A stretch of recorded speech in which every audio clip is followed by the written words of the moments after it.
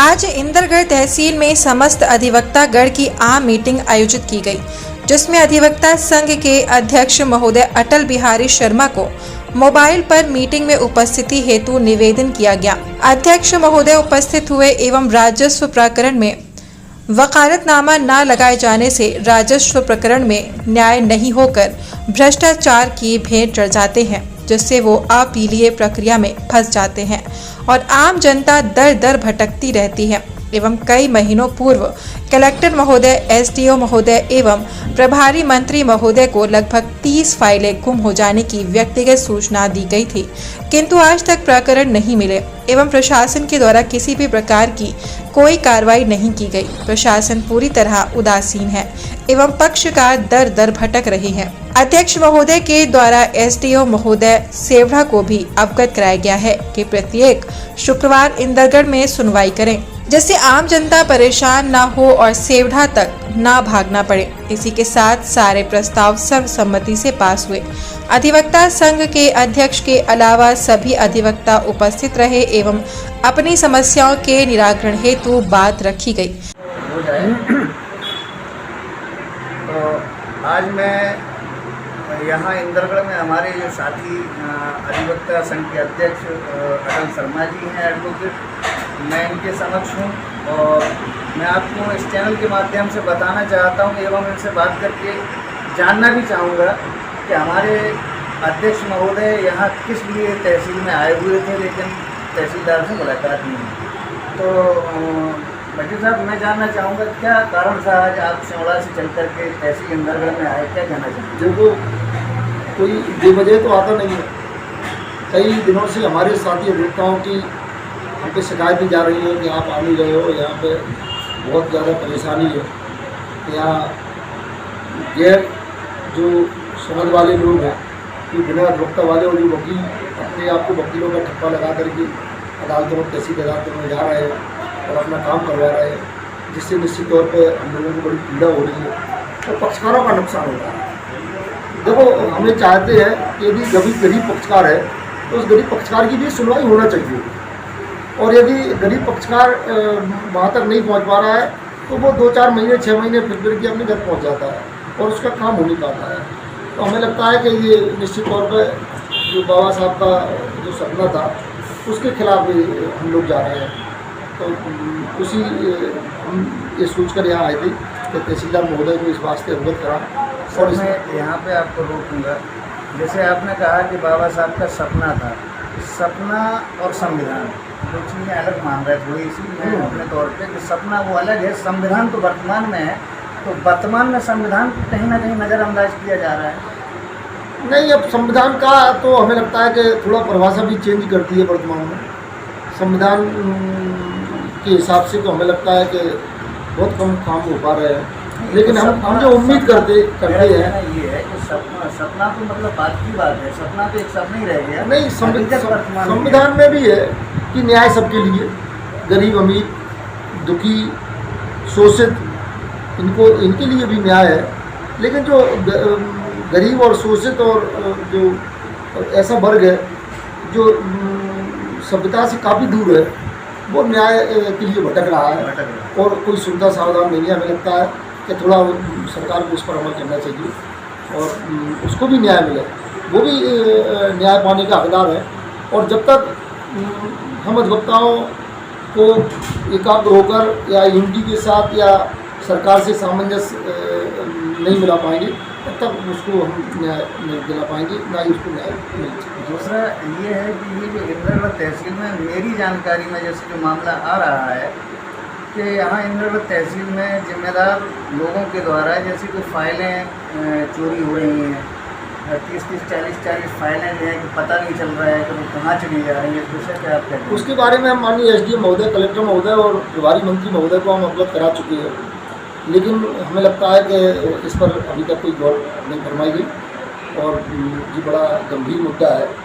और जहाँ एक फाइल गुम होती थी तो सट्टी बट्टी गुम होती थी कर्मचारियों की, लेकिन अब कोई उन्हें परवाह नहीं है, क्योंकि ऊपर वाले लोग ध्यान नहीं दे रहे हैं।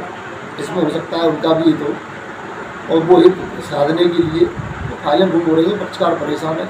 जब फाइल ही गुम हो जाएगी तो न्याय कैसे मिलेगा? तो इससे वकील साहब हमारे यहाँ की क्षेत्र में लगभग 100 गाँव से ज़्यादा तो पढ़ते ही होंगे। जी जी। तो इसमें जो अशिक्षित लोग आते हैं, जिनको शिक्षा नहीं है, जो मतलब न्याय के उद्देश्य से हमारी तहसील में आते हैं, वो सालों साल दर बदर ठोकरें खाते हैं, उनको न्याय नहीं मिल पाता है। तो इस पर आप क्या कहेंगे?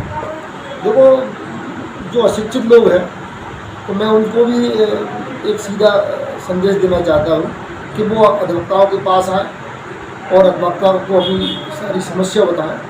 जहाँ तक पैसे का सवाल है तो हम लोग ये भी चाहते हैं कि यदि निरीह और गरीब है तो उसकी हम मदद करें। यदि पैसा भी नहीं है तब भी हम लोग उसकी मदद करने को तत्पर और तैयार रहे हैं और रहते हैं।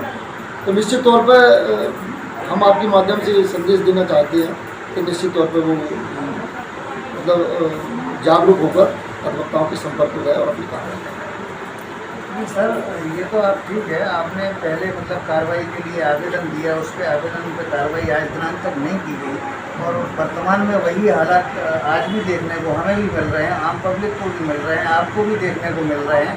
तो इस पर सर क्या मतलब सरकार को, शासन प्रशासन में बैठे हुए जिम्मेदार लोगों को क्या करना चाहिए, क्या आप संदेश देंगे?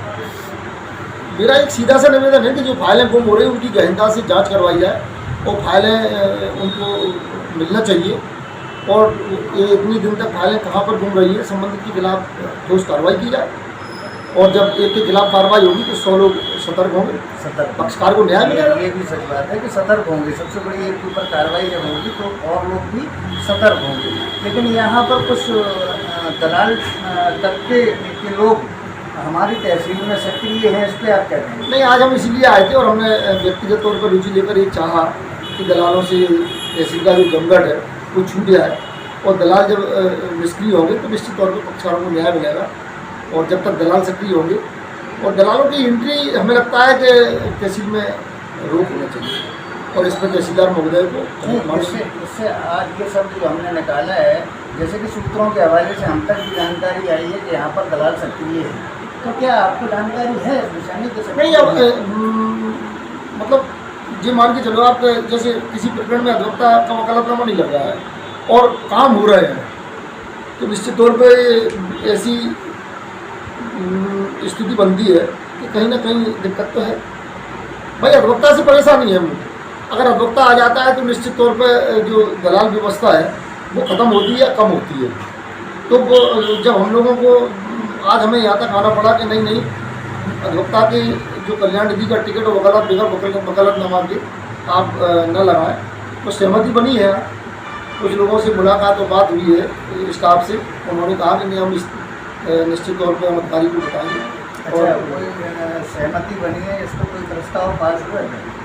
नहीं, आज प्रस्ताव पास हुए हैं।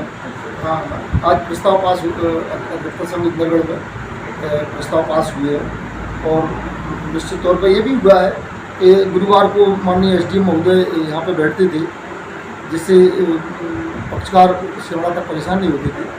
आज ये भी प्रस्ताव में बात आई है कि यहाँ पे SDM महोदय एक दिन देंगे तो यहाँ का पक्षकार और जो फाइल प्रकरण व्यवस्था है वो सुचारू रूप से चल सके। अच्छा सर, मैं ये कहना चाहूँगा, लास्ट मेरा ये है कि जो आपने पहले की, आज से 2 महीने पहले आवेदन कार्रवाई की, आज फिर से आप मन बना के अपने यूनिट के साथ आए हैं।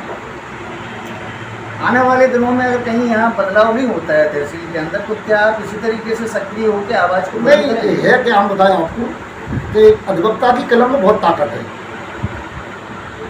जहाँ तक आंदोलन का सवाल है तो हम लोग आंदोलन तो हमारा अंतिम उपचार है। हम लोग जिस दिन आ जाए कि ये ताज ये बदलना है व्यवस्था, तब तो ताज हम लोग बदल सकते हैं।